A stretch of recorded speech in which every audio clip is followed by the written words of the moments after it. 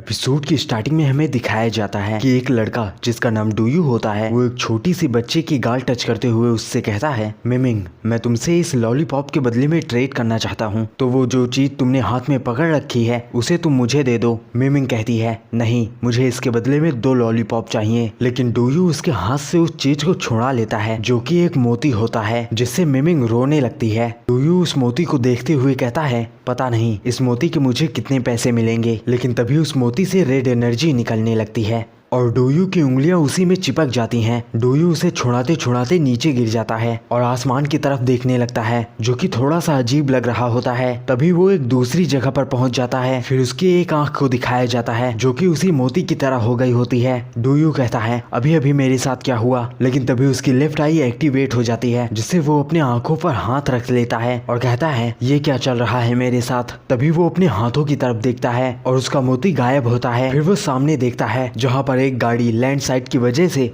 Mountain के मलबे के नीचे दबी होती है। फिर वो अपनी लेफ्ट आई को अपने हाथों से ढक लेता है, जिससे वो सारी चीजें गायब हो जाती हैं। डूयू कहता है, यहाँ तो कुछ भी नहीं है। लेकिन तभी उसे पीछे से वही कार आती हुई दिखाई देती है। डूयू कहता है, ये तो वही कार है, क्या मेरी आईज फ्यूचर देख सकती हैं? जो भी हो, लेकिन अभी के लिए किसी की जान बचाना जरूरी है। ये कहकर वो सड़क के बीच में आ जाता है और अपने दोनों हाथ को फैलाकर उस गाड़ी को रोकने लगता है। तभी वो गाड़ी आके उसके सामने रुक जाती है और उससे आवाज आती है, क्या तुम पागल हो चुके हो या फिर मरना चाहते हो? फिर उस कार से एक लड़की बाहर आती है जो डूयू को चिल्लाते हुए उसकी तरफ बढ़ने लगती है और कहती है, तुम अभी अभी क्या करने की सोच रहे थे? क्या तुम्हें मरने की इच्छा है? डूयू उससे कहता है, मैंने तुम्हें इसलिए रोका क्योंकि आगे लैंडस्लाइड होने वाला है। साथ ही वो मन में कहता है, मुझे पक्का यकीन है कि मैं सही हूँ। तभी वो लड़की एक जबरदस्त किक उसके फेस पर मारती है, लेकिन डूयू आई का यूज करके उससे बच जाता है, जिससे वो लड़की हैरान हो जाती है और कहती है, इसने तो मेरे अटैक को डॉज कर लिया, क्या इसको भी मार्शल आर्ट आती है? तभी उस हाईवे पर लैंडस्लाइड हो जाता है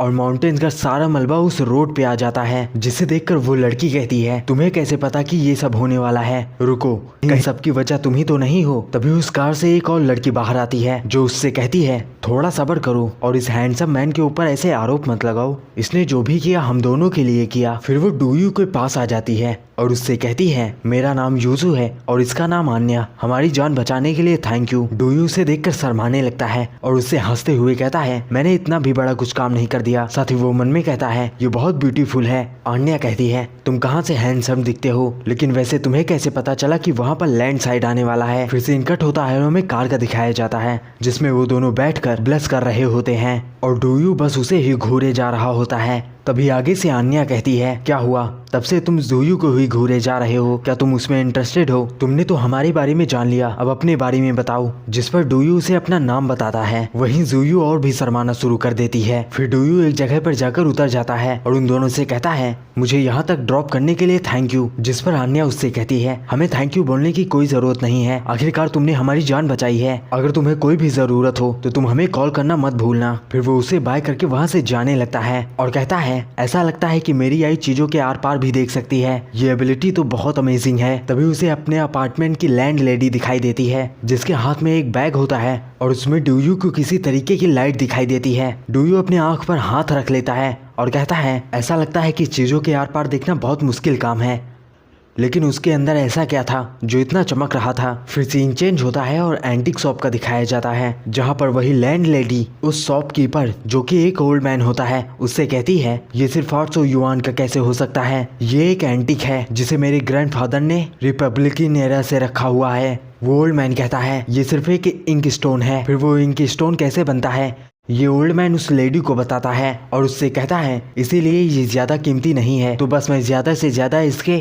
800 युआन दे सकता हूँ। तभी पीछे से डूयू आ जाता है और उस लैंड लेडी से कहता है, लैंड लेडी आखिरकार तुम यहाँ क्या कर रही हो? क्या तुम यहाँ पर कुछ बेचने आई हो? क्या ये इंक स्टोन है? क्या मैं इसे देख सकता हूँ? आजकल मैं कैलीग्राफी में इंटरेस्टेड हूँ, इसीलिए मैं यहाँ पर एक एंटीक खरीदने आया हूँ। लैंड लेडी कहती है, अमीर होने का ढोंग बाद में करना, पहले तुम अपना किराया भर दो। फिर डूयू अपनी आई से उस एंटीक को देखता है और फिर लैंड लेडी से कहता है, चिंता मत करो, मैं घर जाने के बाद सारा किराया भर दूंगा। अभी के लिए हम उस इंक स्टोन के बारे में बात करते हैं। मुझे वो इंक स्टोन तब से चाहिए था जब मैंने उसे पहली बार देखा। आप उसे कितने में बेचेंगी? लैंडलेडी कहती है 3000 युआन। क्या तुम इसे खरीद सकते हो? डूयू मन में कहता है ये तो बहुत महंगा है। ये मोटी जानबूझकर उसकी कीमत बढ़ा रही है, लेकिन उस जेट को मैं क्लियरली नहीं देख सकता। फिर वो लैंडलेडी से कहता है बस 3000 युआन। मैंने तो सोचा था ये तो इससे भी महंगा निकलेगा।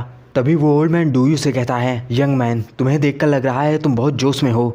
तभी लैंडलेडी कहती है डील हो गई है, पैसे कहाँ हैं? कहीं तुम मुझसे झूठ बोलने की हिम्मत तो नहीं कर रहे थे? अब तुम मुझसे ये मत कह देना कि तुम्हारे पास पैसे नहीं हैं, वरना रहने के लिए दूसरा घर ढूंढ लेना। डूयू कहता है चलो मेरे साथ आओ, मैं इसके पैसे देता हूँ। फिर सीन कट होता है और डूयू को अपने अपार्टमेंट में दिखाया जाता है, जो उसी एंटीक को लेके बैठा होता है और कहता है मेरे पास बस उतने ही पैसे थे, बस ये एंटीक जेट अच्छा निकल जाए, नहीं तो मेरे साथ स्कैम हो जाएगा। ये कहकर वो उस जेट को बाहर निकाल लेता है, जिसमें उसकी थोड़ी सी उंगली भी कट जाती है और कहता है लगता है कि मेरी स्किल्स खराब हो चुकी हैं। फिर वो उस जेट की तरफ देखता है और आगे कहता है ये जेट कुछ अलग लग रहा है। तभी उसकी आई की पावर से वो जेट एक्टिवेट हो जाता है, जिससे उसके चारों तरफ एनर्जी घूमने लगती है। डूयू कहता है अजीब बात है, अचानक से मेरा शरीर रिलैक्स हो गया है। तभी वो अपने हाथों की तरफ देखता है, जो उसे कट लगा था वो बिल्कुल हील हो चुका था, जिसे देखकर वो हैरान हो जाता है और कहता है ये कैसे हो सकता है? कहीं मेरी लेफ्ट आई में हील करने की पावर तो नहीं है? और इसी के साथ मैं इस एपिसोड को यहीं पर